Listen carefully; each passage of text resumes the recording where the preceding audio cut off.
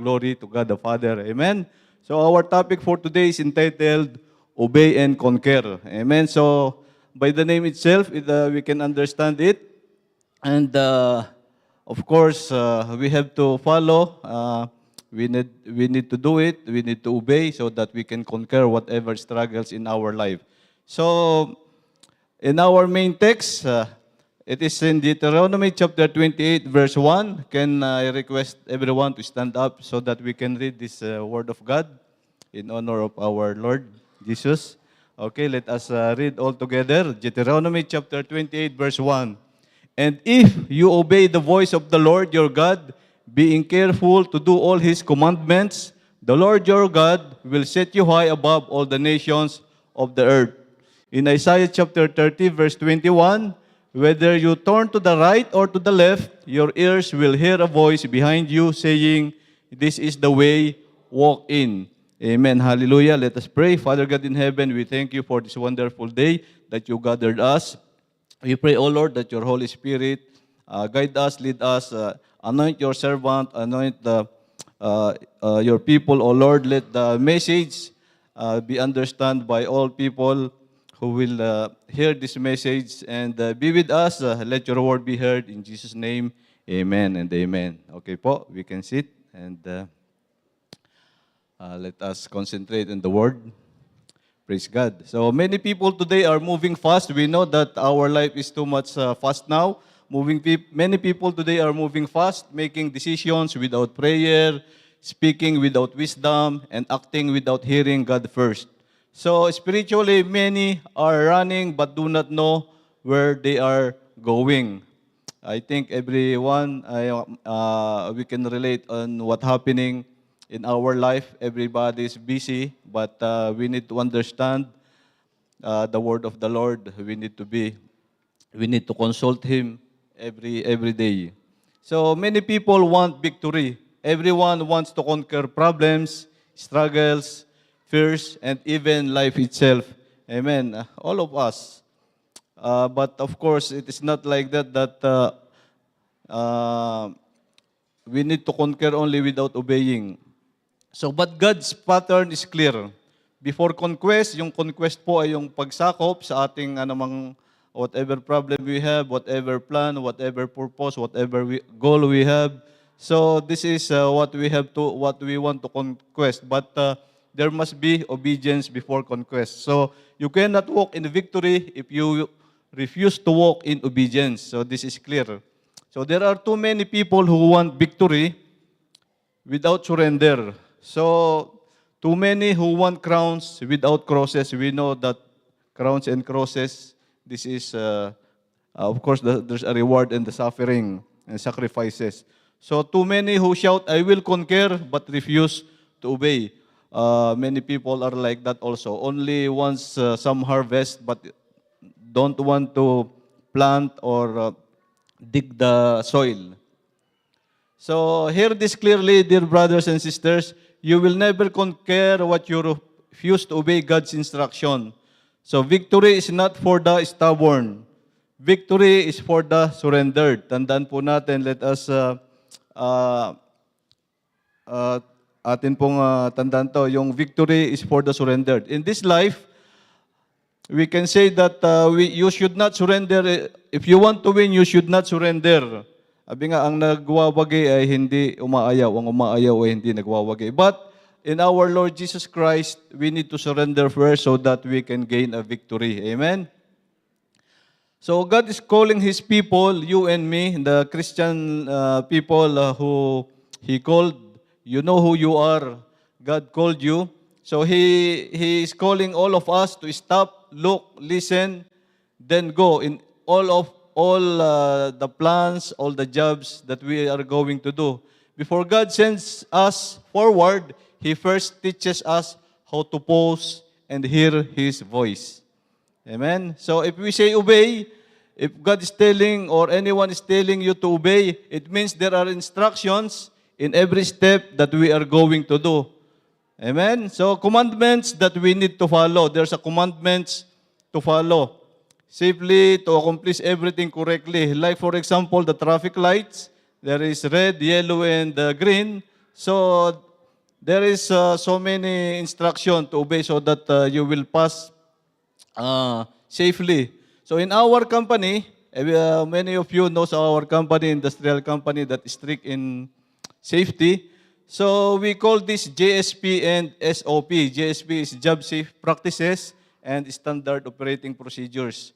It is written there how to do the job safely in every equipment from start to finish. So strictly, we need to follow it. So that in case of abnormalities, meron po, every job, every task, you have to understand, you have to memorize yung job safe practices from start to finish. So in case of abnormalities, the company will protect you.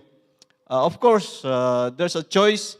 If you want to not to follow all this JSP and SOP, especially even very easy jobs, for example, for some trip circuit breaker switching on only. So also you need permit from the owner of the equipment, owner of the area.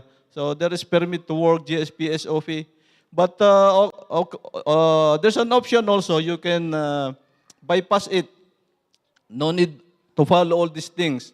But in case of accidents, the company will investigate, and if they found out that you bypass the rules, the company is not responsible to your action. You will not get anything from the company. So the company will never give you unsafe jobs for your own protection.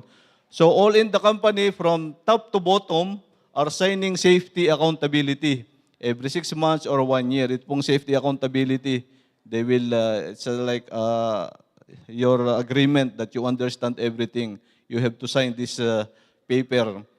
So to make sure that everyone is doing their job safely. So it is written there that you understand the safety principle and you will not accept any unsafe jobs, even the instructions of your manager. So the manager or top management, he cannot force you to do, because even management signed same accountability that they will never give instructions or jobs to their subordinates, which is really unsafe.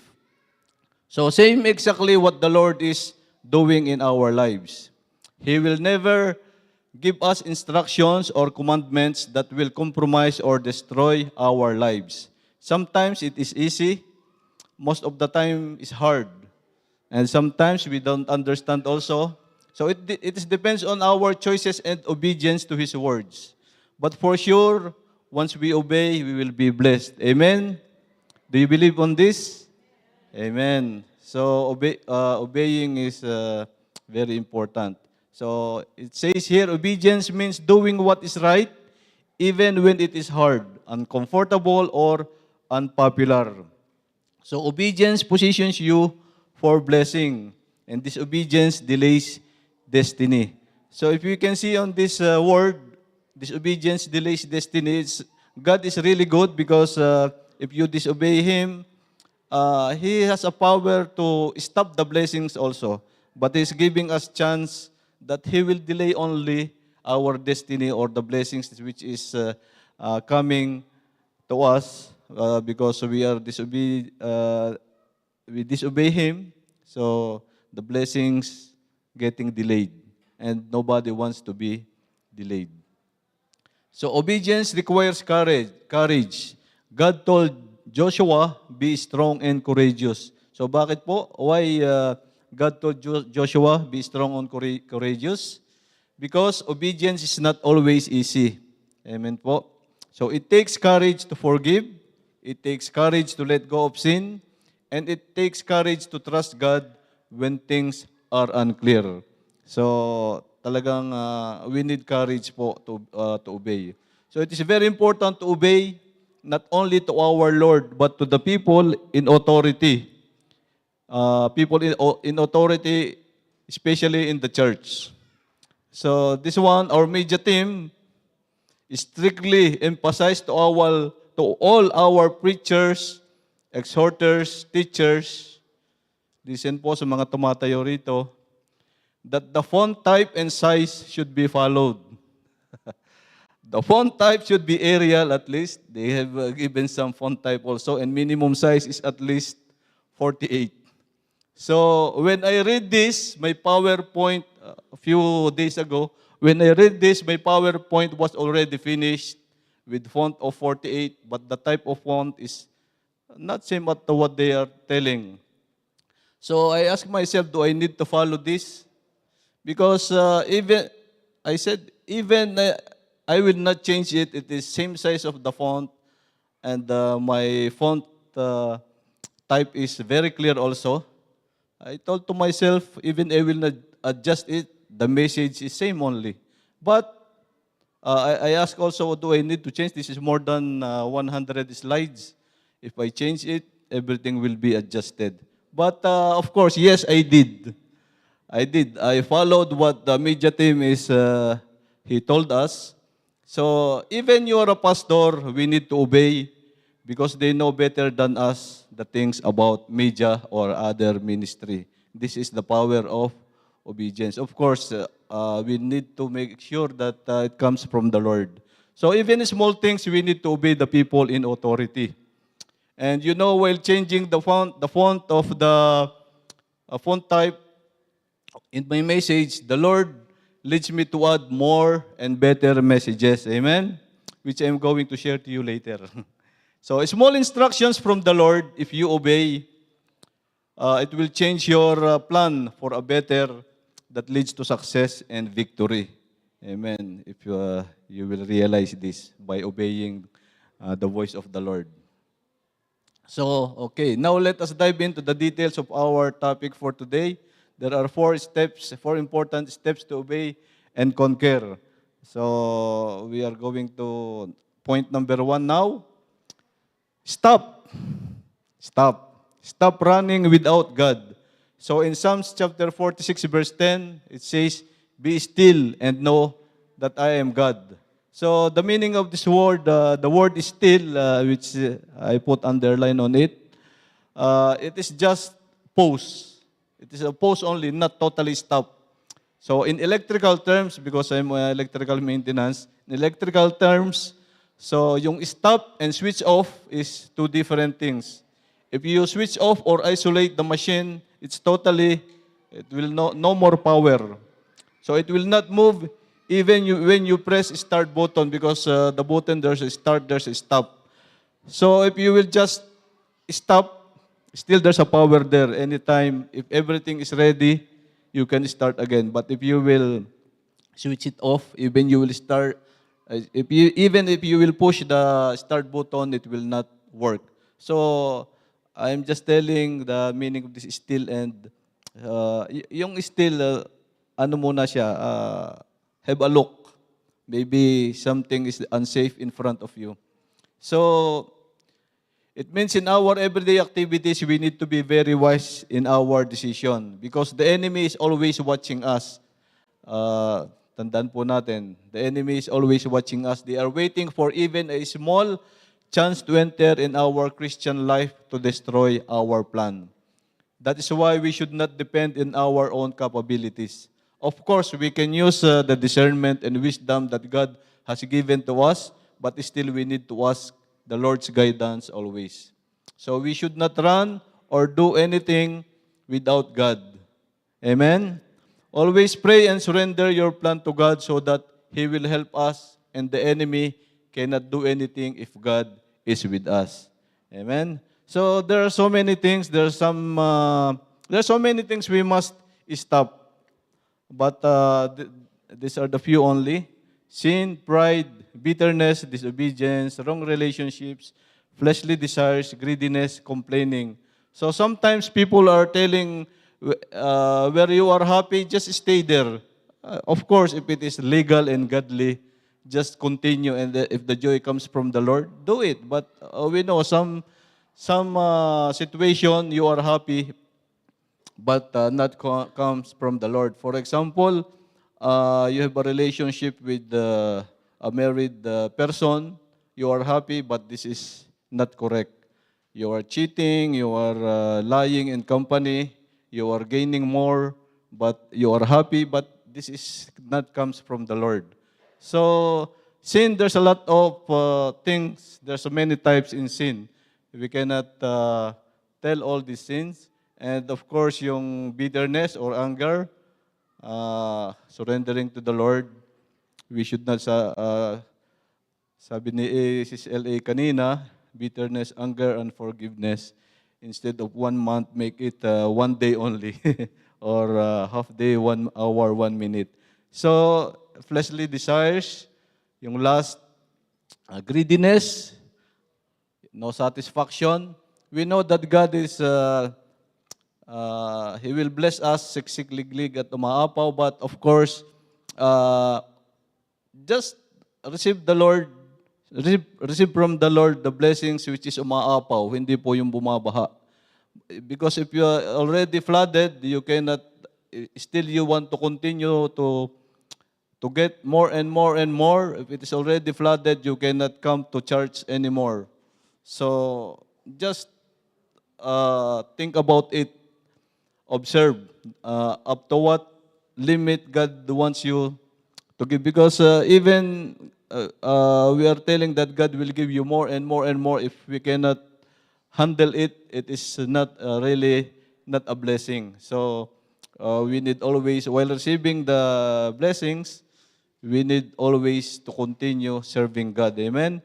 So in pride and disobedience, I just want to share something here.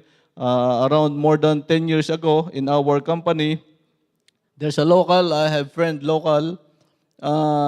He was, because in our company from time to time, they're offering promotion. There was open promotion for supervisor. Their manager put him as an acting supervisor because he's very good. He's a good man, hard worker. So, to make the story short, for the yung five-year comes, he received so many awards. Even for the he defeated his fellow supervisors in the department. He received so many awards. But the thing is, on the law, in the company rules and regulation, before they will put you in as a regular supervisor, you have to go in TDP, or training development plan. This is for the local people. So, but my friend there, he don't want to, this is formality only. He don't want to sign that paper that he will undergo 1 year of this training, because he said already 5 years he received so many awards. That meaning he knows the job. Yeah, we know. He knows the job, but the rules is rules. So meaning he did not sign, he did not accept, because he said he can do anything as a supervisor. What happened? The manager removed him as a supervisor. Up to now, he's working as a technician, and the person who replaced him is his junior. So meaning what I'm trying to say, pride and disobedience, this is one thing that we need to remove from our life. So, obeying our authority, obeying our leader is good. It is written, no, in Hebrews chapter 13, verse 17. Only if that leader is telling you to do against our faith, that is the thing that we should not follow. But if your superior is telling, please prepare for me 1 cup of coffee, give me water, even the water is only beside him. Sometimes we need to follow, because sometimes they are testing, they are trying you if you will obey even in small things only. It's not about he's near to the things that he wants to take. He wants to try your capability. He wants to try your loyalty and obedience. Amen? So last thing is complaining. So in Genesis, in the Bible, during creation, God saw that the earth is full of darkness.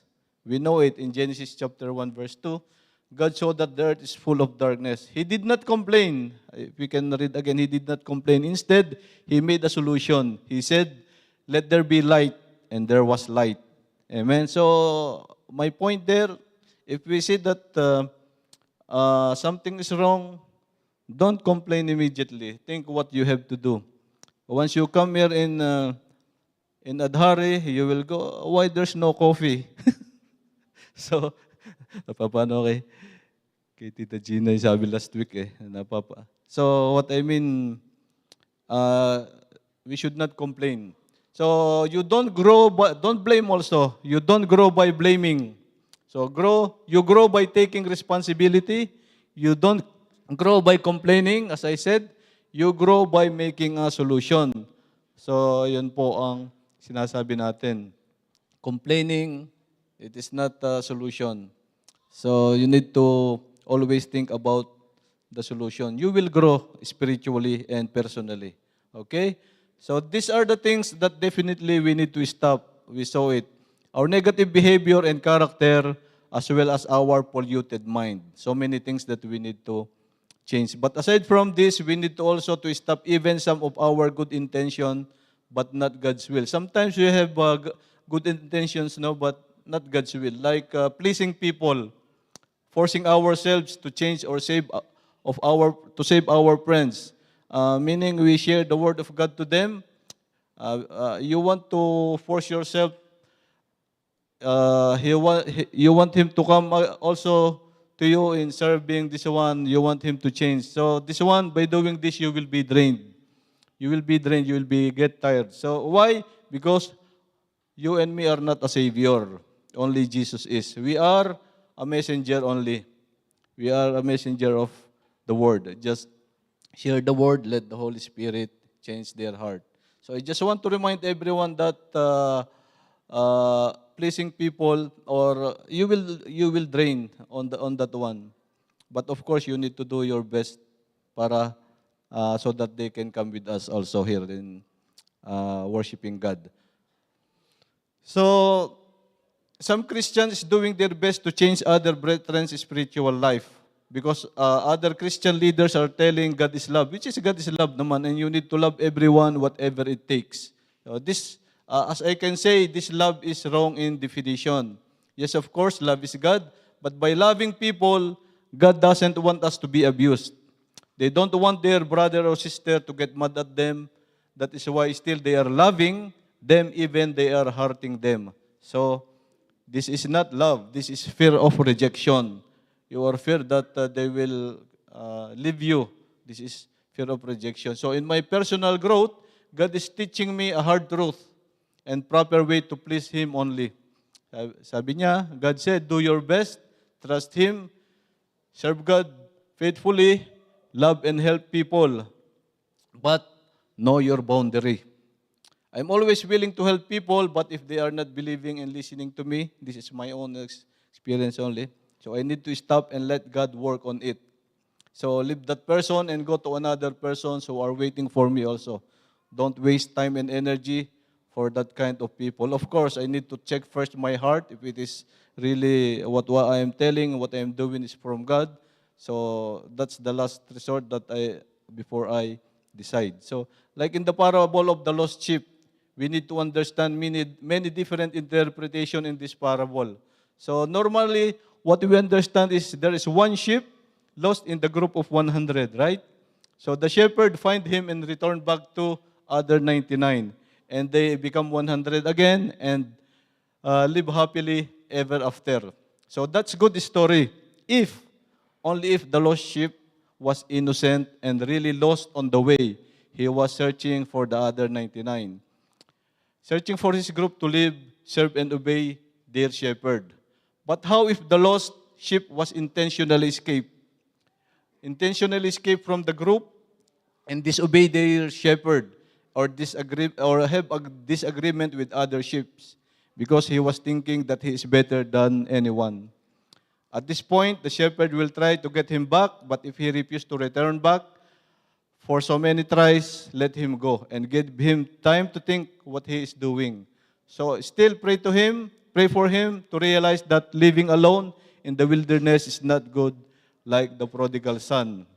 So if he come back, praise the Lord. But if not, it is not your problem because you did your best effort. Go back to 99 and spend your time and energy there. Find other sheep who really needs your time or help. Serve God faithfully and give Him glory every day. Amen? So, before I tried my best to always going everywhere to pull that guy to come here in sa mga gawin our church activities, but by forcing myself, I myself is losing. I'm getting lost. So this is the lesson which I've learned. If they don't want, kaliwali. So I remember one or two example here. Um, what is that? Year 2006, 2006 when we were 2005 when we were there in Adlia, we were living in Adlia. One of lady helped us to find that small flat. After some time, they borrow money to us. Then after 3 months, 5 months, we are asking him, we need the money, at least small amount. She said, I cannot give because my father died. After 1 month, she said, my mother died. After 2 months, she said, her auntie, this one, that one, I said, better to stop asking because all his family will die. So, take it. And also another one, while coming here, we are on the bus. We are coming with the van before also. We are always calling some of our colleagues to be with us. First, he was coming with us. Then after 2 months, he said, I cannot come. I have a headache. Okay. The following week, I have stomach pain. The following week, I have food problem. Stop it because all of his body will get painful. But releasing them, pray for them that God will heal them, God will bless them so that they can come again also. No? So, as my previous explanation, there is some illustration of a good shepherd here. So, it is written here, I have seen maggots in the guava or in the mango, but I have never seen them in the lemon. What is the point there? Avoid being overly sweet with some people. Be loving, but be disciplined also. Put boundaries because they will abuse you. Amen? Post or preach the truth, whether they love you, hate you, unfriend you, or block you. We are here to feed the sheep, not to entertain the goats. So what else we must stop? This one. Good. This is trending. What else we must stop? We are still in point number 1. Still a lot of time. I am looking for the director. Director. So idolizing people. We are idolizing people, no? Especially the politicians. Yan. Trending ngayon yan sa Pilipinas. I don't want to put politics in the pulpit, but to put love and awareness in our life. Amen? In choosing a leader as a Christian, who is a Christian here? A true Christian, raise your hand. Amen. This is a true Christian. What we need to do is to obey what God has told us to do. In choosing Christians or candidate, whoever it is. I'm not referring to whoever is the candidate, whoever. Basta yung God is asking us who need to choose or vote. So first, of course, godly. Am I correct? Godly as a Christian. We need godly. How to know if that candidate is from God? So make your own research about that candidate. Don't just listen to your friend. Don't believe in your friend. Do your own research. Pray to God. And once you hear the voice of the Lord, obey it. You did your part. It is not our problem who will win. I'm talking about, for example, this coming election. No? So, whoever will win, it's not our job. Our job is to vote what God has told us. Of course, we want our chosen candidate to win. But if not, don't worry about it. Still, He will bless you. If you will follow His voice, He will bless you even the candidate you chose lost. It's like Abraham. God said, give Isaac. He followed. He don't know what is the purpose. He followed. Then later on, God blessed him. So it is like sharing the gospel. Share the gospel to everyone and let God touch their heart. Share the gospel and the Holy Spirit, God will change their heart. So as I said, we are just a messenger and not the Savior. Because of your obedience to the voice of God, He will bless you. Yun po. In other hand, if you, as a Christian, choose the worldly person, even that candidate won, he will not get full blessings from the Lord. So that is why it is very important to pray and listen to the voice of God. So first thing, godly. So what's the difference between godly, ano ba sa English ang makabayan? Maka-Diyos, makabayan, makatao. First, yung godly, makabayan, of course, if kung maka-Diyos, kung maka-Diyos ka, for sure you are also makabayan and makatao. This is God what is telling, God teaching us. If you are godly, you will love your country and people. But if you are only makabayan or makatao, you will love only, not sure that you are godly. You will love only the country and the people. And there is self-interest there. So, this is not about the politics. This is about, I don't know who will run. I don't know. This is only a reminder to all of you. We need to choose our leader in our country or in the church or in the company, wherever it is. Make sure that it is godly. Godly, one of the things is, there is fruit of the Holy Spirit. Amen? This is the thing. Even you will not, even you vote for that person, he will not win. God will bless you. Amen? Whoever will win, that is not your job. It is God's job. Okay? Also, mukhang natahimik So, of course, maybe people will bash me. Maybe people, Filipino voter, will tell why I'm telling like this. Okay, no problem. You can continue whoever is your candidate. But the candidate who is not godly, don't tell that you are a true Christian. Amen? If that people is supporting which is not godly. Okay.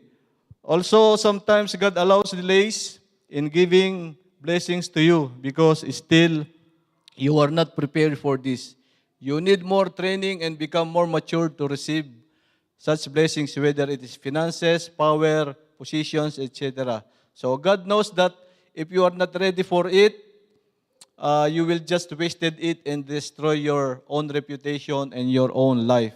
God knows what He is doing. Amen. If you are still not ready in the position or in the money that you need, God will delay because you are still not ready. Amen. So Paul was stopped on the road to Damascus before he became useful to God. Nasaan yung slides natin? Paul was stopped on the road to Damascus before he became useful to God. We can see the story in Acts chapter 9. God may stop you not to destroy you, but to redirect you. So when God says stop, it is not rejection. It is protection or redirection. Amen? So we just finished point number 1. Can we give clap of praise to the living God? Because we are so silent. Amen. Point number 2. Look.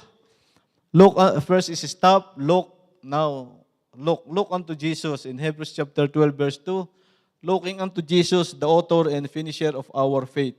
So after stopping, we must refocus our eyes. So many people are distracted by problems, social media, money, fear, other people's opinions. So Peter walked on water while looking at Jesus, but he sank when he looked at the storm. We know the story.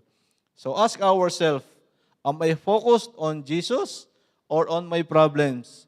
Because what you look at will determine where you go. Amen? Of course, if you are looking forward, it's very difficult to go to the left. You will slip. So looking means literally you need to use your eyes. We need to observe our surroundings, what is happening around us. How's your family? How's your friends and neighbors? This is the thing that we need to look at it. As a true Christian who experienced the goodness of God, if we love them, we need to make sure that they walk with us also. So trust and serve God. But why many of us is not sharing the gospel to them? So we will explain it later. There is always a way when God is involved. Amen? We need to always involve God. That's why even we are thinking that it is impossible or there's no way, there's a way when God is involved. That's why we need always to look unto Jesus and involve Him in every activities we have because nothing is impossible with Him. Amen. Bilis nung number 2 ah. Number 3, listen, hear the voice of God. In John chapter 10 verse 27, my sheep hear my voice, and I know them, and they follow me. God still speaks today through His Word, prayer, the Holy Spirit, godly leaders, conviction in our hearts, and lot more. God still speaks today. But many cannot hear God because the word is too loud. We must listen carefully. We need to be available and attentive to hear the voice of God. Ito po because our world is really very noisy. We need to be attentive. Many times or every day, every minute, God is telling us to do something, but we cannot hear because we are focusing. There's a lot of distraction. Like, as I said before. And also, what else? We need to be attentive. Sometimes God says also, yes, no, wait. We know the reason for this yes, no, and wait. Yes is for us, no is not for us, and wait is we are still not ready for it. Repent, forgive, trust me, move forward. Ito ang God says this to all of us. Amen? So if you cannot hear God, you will follow the noise of the world. And if you will follow the noise of the world, you will be lost. So always we need to be hearing the word, our God, by means of prayer, kahit yung fasting, listening to the praise and worship song. So we need always the leading of the Holy Spirit. We need always leading of God. In Acts chapter 1 verse 8, but you will receive power when the Holy Spirit comes on you. You will be my witnesses in Jerusalem and in all Judea and Samaria and to the ends of the earth. Amen? So on this verse, Jesus is speaking to His disciples. It is His last commandment before ascending to heaven. We know about it, promising the Holy Spirit and empowering them to be witnesses in Jerusalem, Judea, Samaria, and to the ends of the earth. So the disciples listened to Him carefully. That's why for us, we need to listen always to God. Why I'm telling this why I'm telling all of these things because as I said, later I'm going to share what God told me to do and praise God for sharing the word in our own town. So there are key aspects of in Acts chapter 1 verse 8. The promise, but you will receive power when the Holy Spirit comes upon you. And we know that every promise, there is a condition here, yung but you will receive power. Kung yung Holy Spirit comes upon us na. Ang purpose, and you will be my witnesses. And all of us are witnesses, I do believe. The scope, in Jerusalem and in all Judea and Samaria and to the ends of the earth. So in common interpretations, yung empowerment, it highlights that believers are given spiritual authority for mission work, not just in church, but in daily life. That's why for us, we should not be a Christian during Friday only or during Sunday only. God has given us, we are already believer, God's given us spiritual authority for mission work. Amen? Wherever we go. And in geographic expansion, often interpreted as a model for mission. Ito po yung sinasabi as a model for mission, but later we'll see what other meaning of this. In Jerusalem, dahil sinabi po in Jerusalem, in Judea, Samaria, and ends of the earth. In Jerusalem, it says also that this is the local city. We need to share the word of God in local city or in our family first. In regional, Judea, regional to our friends, Samaria, surrounding areas or proximity. This is our neighbors and ends of the earth in global all nations. Ito po yung voice of the Lord that told us in Isaiah chapter 30 verse 21. This is our main text. Let us read again. Whether you turn to the right or to the left, your ears will hear a voice behind you saying, this is the way, walk in it. Praise God, as a Christian, as a follower of Jesus, it is what we have to do only is to discern what God is telling to do. Meaning the success is already there, but we need to obey, we need to follow the instruction what God is telling to do to the left or to the right. If we are really focused on the voice of God and we have a good relationship with Him, you will not get lost because His instruction is always available. So just obey and conquer your doubt. Be a winner. Amen? So sabi rito, if we have good relationship with Him, this is what we need to do. We need to make sure that we have good relationship with our Lord Jesus Christ. Amen? So, but I have important reminder here. Obey the instructions or commands which is for you only.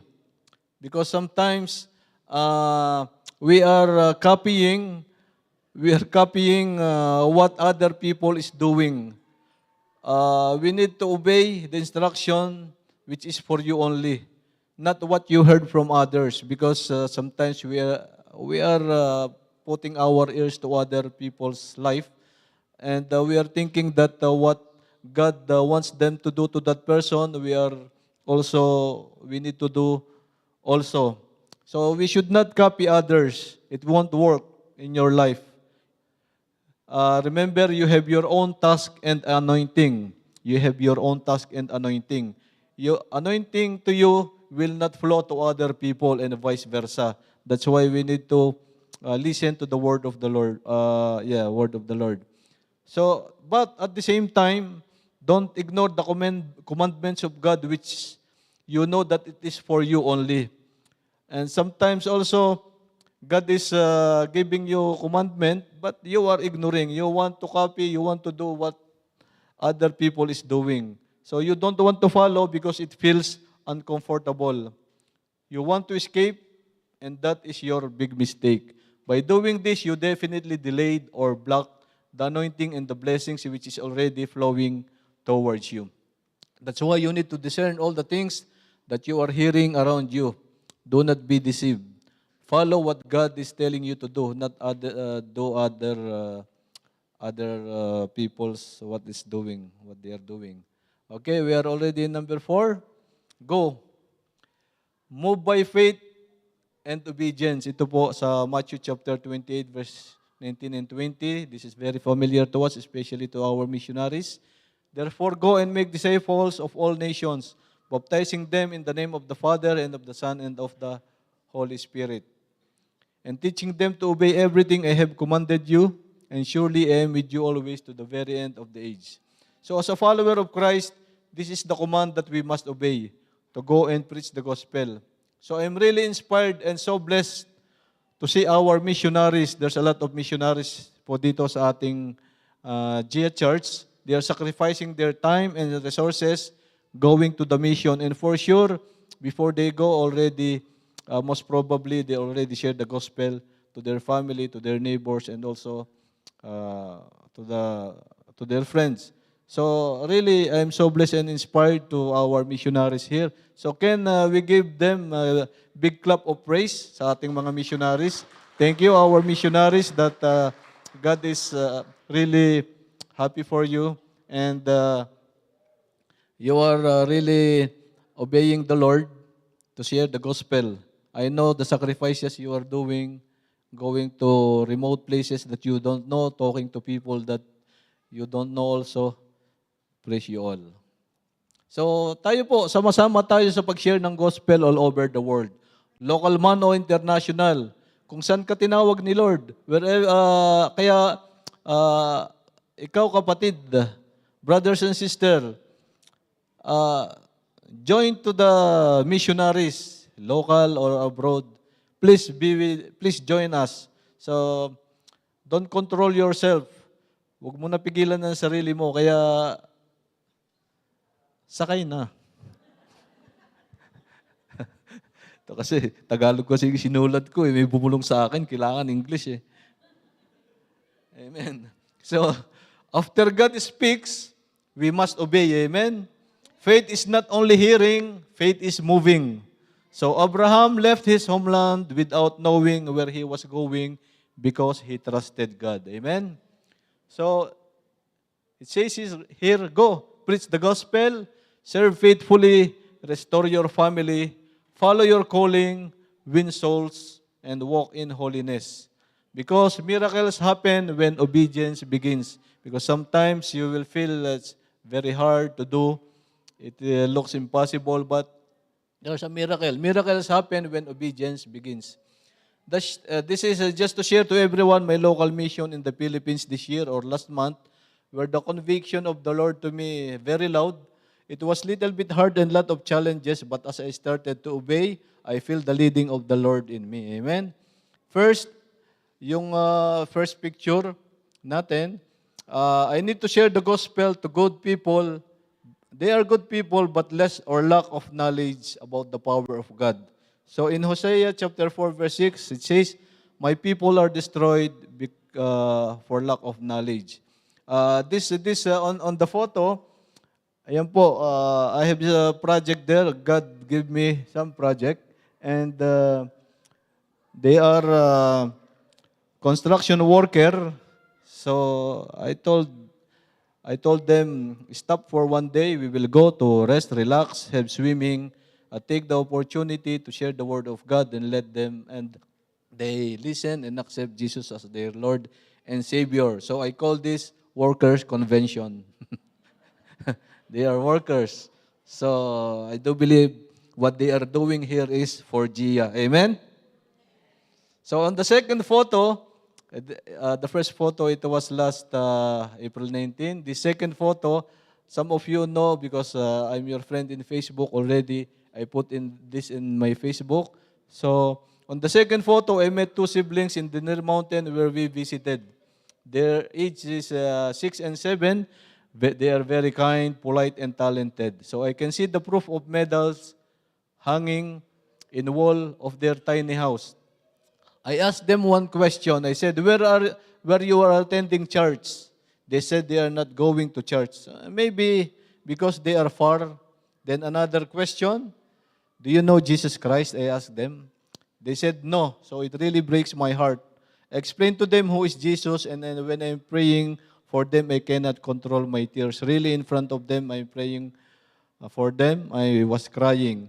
So, thank God that I met them and introduced to them who is our Lord and Savior. There's a lot of soul waiting for us. Amen. We need to go. We need to. They are willing to listen. They are willing to accept Jesus, but some of them, they really don't know. They need you and me to go and preach the gospel. Amen. So, the other photo, as I said, this one, year 1997, I founded one group for youth, Malacanang Youth Club, Malacanang, name of ours, tiny road, tiny place in Sampaloc, Quezon. But my purpose is, this is NGO, National Non-Governmental Organization. My purpose, I was very active in youth before. My purpose is to help the government, our town, in some project.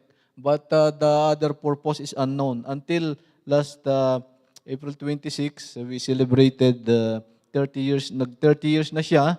So, yun po, yung I share the word of God to them. And what I can say, first, it's, I'm thinking maybe they will not listen, but praise be to God, they are very attentive and they listen and they accept. They accepted Lord Jesus Christ as their Lord and Savior. Amen?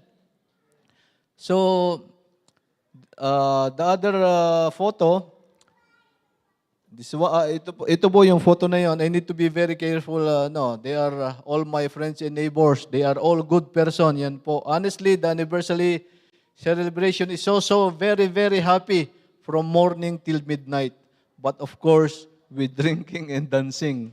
But I did my part in the early hour. That is why everybody is so attentive. But then again, some critics will ask and will use the verse in Matthew chapter 9, verse 10, why mingled with sinners? Again, I am not pinpointing fingers. All of us are sinners according to the Bible, and I accepted it, but repented and accepted Jesus as my Lord and Savior. Amen to that. So going back to the question, sinners doesn't mean really bad people. Maybe small things they have done, just like you and me. So I'm not judging anyone just because they drink and dance. Maybe some of them is better than me in terms of character and behavior. So who knows? Jesus intentionally sit and mingled with sinners. Yun po. So in Matthew 9 and chapter 9 verse 10, while Jesus was having dinner at Matthew's house, many tax collectors and sinners came and ate with him and his disciples. Jesus intentionally mingled with sinners, dining with purpose. Eating with someone in that culture signified acceptance, friendship, and trust. So the physician's analogy, Jesus justified his actions by stating his mission was to bring spiritual healing to those who recognized their need for it, not those who thought they were already righteous. So don't worry sitting with your friends as long as you know your mission. Ensure that you will not be distracted and seduced by things which is not good for you as a servant of Christ. So there's a lot of testing happened to me during that celebration. At the beginning, a lot of friends are offering drinks. So, but many, they don't know already because 30 years ago, I was with them. Some of them, they are telling, hindi ka na nainom. Aba, ay, yayaman ka agad. Sabi ko, praise the Lord, yayaman ka agad. Hindi na ako nainom eh. So, very good worldly music that I almost dance. Mga, So, some ladies that I like before, sabi ko, hindi pala maganda. Pero, actually, maganda sila. Pinuputol na lang natin sa isipan natin. I sit in the table with I sit in the table with bottled wine. Yun po kasi sinabi ng hindi ako nakikialam sa plano ng ibang mga officer. They said, all the wine we will put in our side so that nobody will bring at home. You need to open the bottle. So, before giving to them. So, while taking the food, I sit on the table. All wines are there. I'm the one who is opening. I said, I hope nobody will take picture or take video on it. But immediately I transfer to other. So, praise God, because I overcome my old self. Amen. So, dito naman sa third photo, in John 15, verse 20, if they persecuted me, they will persecute you also. If they obeyed my teaching, they will obey yours also. Ito po yung Salayo family reunion. That is why some Christians are not trying to share their faith with their own family. But praise God, because I did not see any resistance and everybody cooperated during my word sharing and accepted Jesus as their own Lord and Savior. So it's tough to share the gospel. It's tough to share the gospel to our own families because I understand that we are afraid to be persecuted by our own family. They could reject us, but don't worry because it is already written that by following Him, you will be persecuted or mistreated. Right? But if we convince them to follow Jesus, they will obey also. Convincing them is to be a good example to them. Amen? So it means followers of Jesus should expect similar treatment, hatred or acceptance as Jesus received. So do your best to convince your family to have faith same as you. Amen? And the last photo was really my best friends. It was last year, I forgot last year, during our town basketball league. I invited them in our house and I shared the gospel of salvation to them. Praise God, it was very successful as well. But at the beginning, you will think about this verse in Luke chapter 4, verse 24. Ano sabi? Luke 4:24. Then he said, assuredly, I say to you, no prophet is accepted in his own country. So, it is a famously saying by Jesus noting that familiar people often reject or undervalue a person's authority or message. It means those closest to you, family, and neighbors frequently doubt or criticize you because they only see you as the person you used to. So it reflects a common human tendency to struggle with acknowledging growth, authority, or new insights in someone they grew up with, leading to skepticism or jealousy. So also in over-familiarity, people struggle to accept someone's newfound authority or wisdom if they still view them as the ordinary local they grew up with. So it is frequent used to describe a universal experience where someone's accomplishments are better recognized by strangers than their local community. But then again, we are instructed to look unto Jesus. We will give us wisdom and confidence to do this task. We must always involve Him in every decision that we are going to do. So, once again, there is always a way when God is involved. So, in our conclusion, may we call music team. In our conclusion, many people want to go immediately, but they refuse to stop. They fail to look, and they never listen. The correct order is stop, look, listen, then go. So when you follow God's process, your direction becomes clear, your spirit becomes strong, and your life becomes victorious. When we obey the voice of the Lord, we will definitely an overcomer, a winner, a conqueror. And really, the harvest is plentiful, but the workers are few. We need to do it now, because you and me, ourselves can go anytime. We don't know when we will die. And Jesus, can come anytime. Amen? That's why we need to do it now. So if you want to conquer, obey God completely, obey God courageously, obey God consistently. Obedience is not weakness. It is the pathway to victory. Amen? So can we give clap of praise to our living God? But wait po, there is more. Don't just be a conqueror. Being just conqueror is not enough. God said we need to be a more than conqueror. Amen? Sinabi rin sa Romans 8:37, yet in all these things we are more than conquerors through Him who loved us.